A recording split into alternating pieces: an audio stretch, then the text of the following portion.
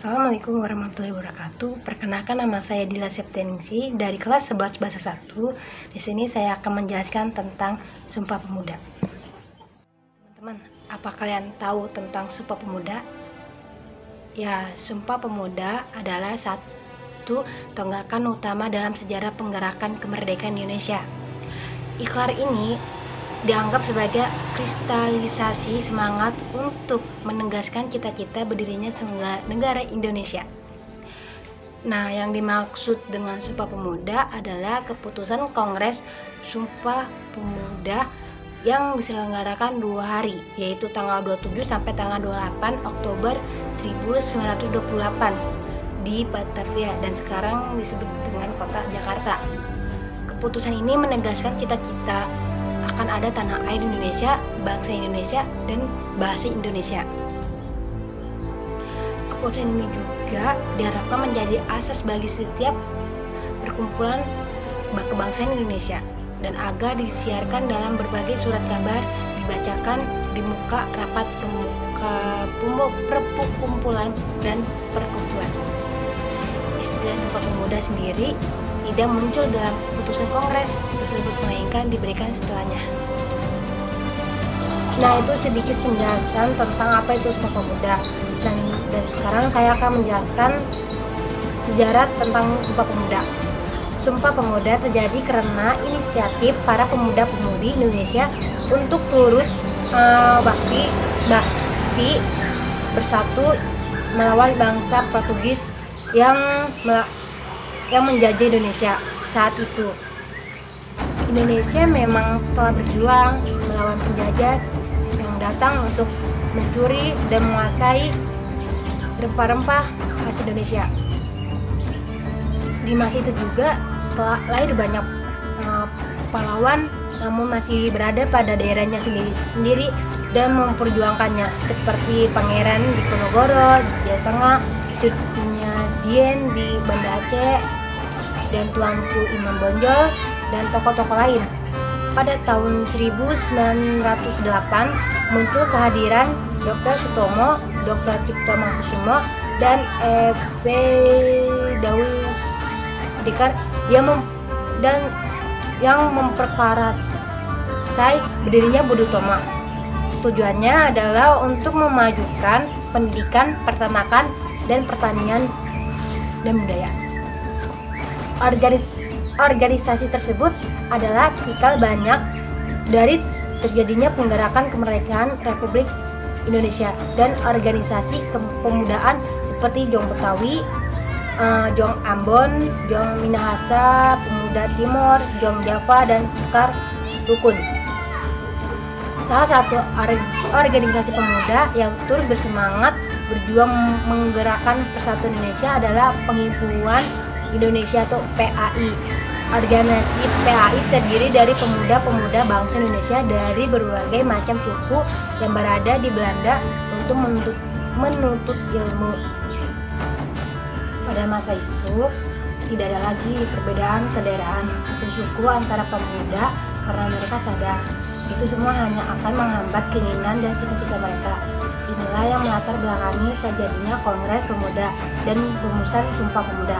Pada tahun 1920-an telah terjadi pertemuan untuk mencapai kata mufakat dan bersamaan visi dan misi. Namun belum juga berhasil. Selanjutnya pada tanggal 15 November 1925 terjadilah peristiwa Kongres Pemuda yang diselenggarakan untuk membentuk susunan kepanitiaan pelaksanaan kesepakatan. Pada tanggal 30 Oktober 1926 seluruh organisasi pemuda berkumpul untuk melaksanakan rapat dikenal dengan nama peristiwa Kongres Pemuda yang menjadi permulaan persatuan seluruh Indonesia untuk kemerdekaan Indonesia. Selanjutnya munculnya ide untuk melaksanakan Kongres kedua oleh Penghimpunan Pelajar Indonesia atau PPI. PPI adalah Kongres Persatuan Pelajar untuk seluruh Indonesia, tepatnya Kongres Pemuda 2 pada tanggal 26 sampai 28 Oktober 1928 di Jakarta dengan kegiatan 3 kali rapat di 3 tempat rapat atau gedung yang berbeda-beda. Kongres Pemuda II tersebut dihadiri oleh mahasiswa, perkumpulan pemuda, sampai berbagai macam partai politik. Saat berlangsung Kongres Pemuda II terjadi sebuah insiden yang tidak menyenangkan. Polisi Belanda secara terang-terangan menegur pemimpin rapat Kongres Pemuda II untuk tidak menyebut kemerdekaan Indonesia. Bahkan sebagian yang tepat menyebut kemerdekaan Indonesia akhirnya dipenjara dan jauhkan di daerah yang terpencil. Itu justru membuat kebencian terhadap penjajah menjadi makin besar. Saat itu pemuda Indonesia justru semakin bersemangat dan kuat untuk melawan penjajah dan kolonialisme. Keinginan agar Indonesia merdeka juga semakin kuat, sehingga pada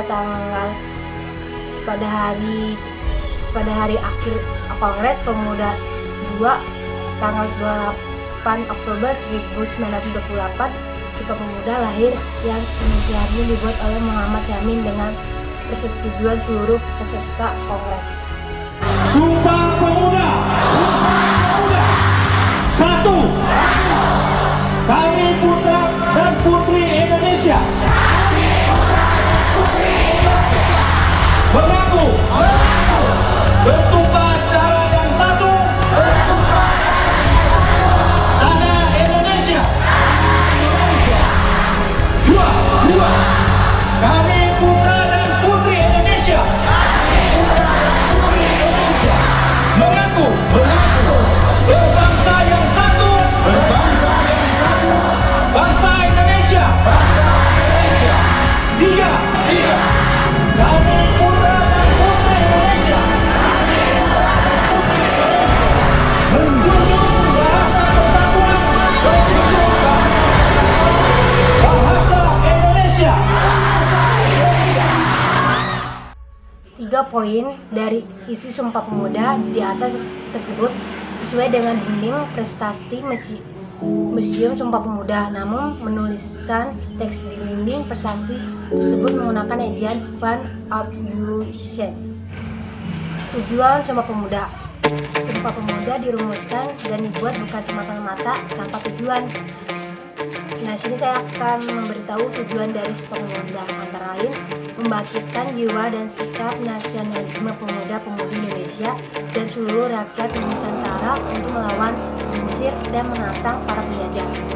Kedua, membuat kokoh dan tebal rasa persatuan dan kesatuan bangsa Indonesia, memperluas usaha dan kegiatan agar tercapai kemerdekaan Indonesia. Terus menghilangkan rasa kedaerahan dan seluruh menjadi penghalang rakyat Indonesia untuk bersatu, melaksanakan cita-cita untuk mengumpulkan seluruh pemuda Indonesia. Pada tanggal 28 Oktober 1928, tepatnya 90 tahun yang lalu, para putra dan putri Indonesia menyatakan tanah air, bangsa, dan bahasa yang satu Indonesia. Namun, tahukah Anda siapa orang yang atau tokoh yang penting yang turut adil di balik peristiwa Kongres Pemuda dan pembentukan Ikrar Sumpah Pemuda? Sini saya akan memberitahu tokoh penting Sumpah Pemuda, antara lain 1. Soenario atau Profesor M.R. Soenario Sastrowadoyo adalah seorang penasehat panitia dalam merumuskan Sumpah Pemuda dan pembicaraan. Yang kedua, Jelimina adalah anggota panitia Kongres Pemuda II, lahir tahun 1905 di Ambon, Maluku, yang merupakan mahasiswa aktivis dan ketua dari Kongres Pemuda Jong Ambon. Yang ketiga, Gando Georgio Polisito. Tidak banyak orang yang tahu pria kelahiran 1905 adalah tokoh penting yang merumuskan dalam kegiatan Kongres Pemuda II di Jakarta sampai menghasilkan Jongko Masajiro. Beliau adalah aktivis dan menjadikan ketua dari Jongko. Pada saat Kongres Pemuda, beliau bekerja menjabat sebagai wakil ketua Kongres Pemuda II. Lahir pada tahun 1903 di Riau, yang dikenal sebagai pemain dari modern Indonesia. Yang memberikan dukungan dan mendorong agar berhasil bisa menjadi kesatuan.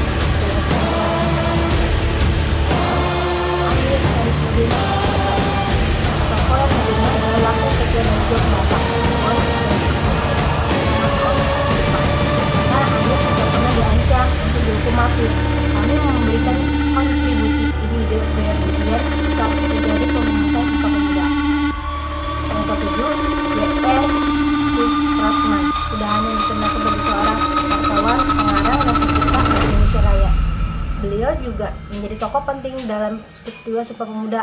Pada penutupan Kongres Pemuda II, beliau menunjukkan sebuah lagu instrumen tanpa teks dengan alat musik biola yang menjadi lagu kemerdekaan Indonesia, yaitu Indonesia Raya. Yang ke-8, S. Manggonasakoro. Tokoh dengan nama lengkap Sarmidin Manggonasakoro ini adalah tokoh penting Sumpah Pemuda yang lahir di tahun 1904. Sarmidin merupakan aktivis pendidikan, di mana saat Kongres Pemuda 1 dan 2 berlangsung, Sarmidin lebih banyak berbicara soal pendidikan untuk rakyat Indonesia, bahkan berkat konsultasinya dalam bidang pendidikan. Nah, itulah penjelasan tentang Sumpah Pemuda. Mohon maaf bila ada kekurangan kata atau kata yang kurang jelas karena saya masih belajar. Sekian dari saya. Wassalamualaikum warahmatullahi wabarakatuh.